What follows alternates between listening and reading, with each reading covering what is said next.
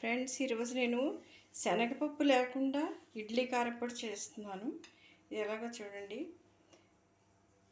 ఎవరైనా శనగపప్పు తినకూడదు కదా కొన్ని పచ్చళ్ళు చేసినప్పుడు, అందుకని దీనికి కావాల్సినవి కొన్ని పల్లీలు, జీలకర్ర, సాల్ట్, ధనియాలు, మినపప్పు.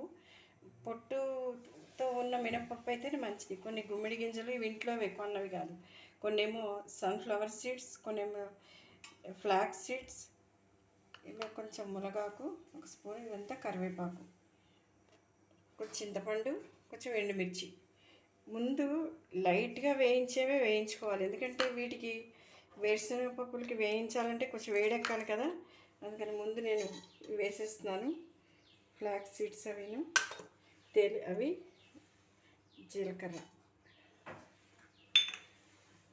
వేసిన, అంటే ఇవి తొందరగా వేడిస్తాయి కదా, అందుకని ఇది గుమ్మడి గింజలు కూడా వేసేయచ్చు.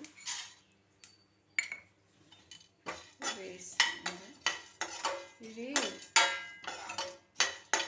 కొంచెం సర్జరీస్ అయినప్పుడు శనగపప్పు తినకూడదు కదా, అందుకని అలాంటి వాళ్ళకి మాట ఇది ఆపచ్చు, అందుకని చేస్తున్నాను. గుమ్మడికాయ మనం కొట్టినప్పుడు ఇంట్లో మంచి గుమ్మడికాయ గింజలు ఇలా కడిగి తీసి ఎండలో పెట్టుకుంటే ఫ్రిడ్జ్లో ఇలా ఎప్పుడైనా కారపొడి చేసుకున్నప్పుడు వాడుకోవచ్చు. బయట కూడా దొరుకుతున్నాయి పొట్టు ఒలిచేసిన గుమ్మడి గింజలు, అదైనా మంచిదే. ఇవి మన ఇష్టం, ఇందులో పసుపట్టును ఏవైనా సరే అలాంటివైనా వేసుకోవచ్చు.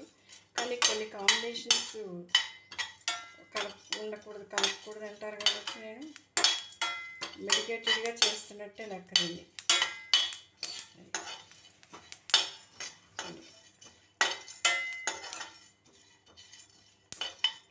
కొంచెం చప్పుడు అవుతున్నాయి కదా, ఇలా తర్వాత ఇలా వరుసగా అన్నీ వేయించుకుని పెట్టుకోవాలి. ఫ్రెండ్స్, ఇప్పుడు ఇవన్నీ ఇలా వేయించుకున్నాక ఇలా వేసుకోవాలి. వేడి వాణయిలో కొంచెం చల్లారే వరకు ఆకులు అలా ఉంచేస్తే ఇలా ఆకులు గ్రీన్గానే ఉంటాయి. అన్నీ ఇందులో వేసాను కదా. ఇప్పుడు చింతపండు, ఉప్పు, పసుపు అన్నీ వేసాను, ఎండుమిర్చి అన్నీ, ఇవన్నీ కలిపి ఇప్పుడు గ్రైండ్ చేస్తాను. ఫ్రెండ్స్, ఇప్పుడు గ్రైండ్ చేశాక ఇది ఇలా గ్రైండ్ చేసుకున్నాక మంచి సువాసనగా ఉంటుంది, మెడికేటెడ్.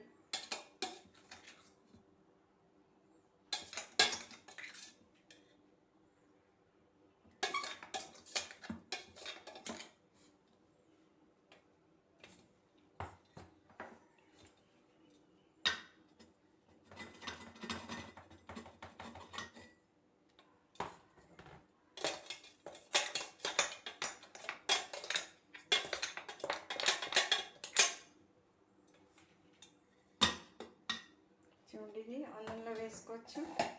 తర్వాత ఇది అన్నంలోకి బాగుంటుంది. చూడండి, కలర్ కూడా బాగుంది కదా.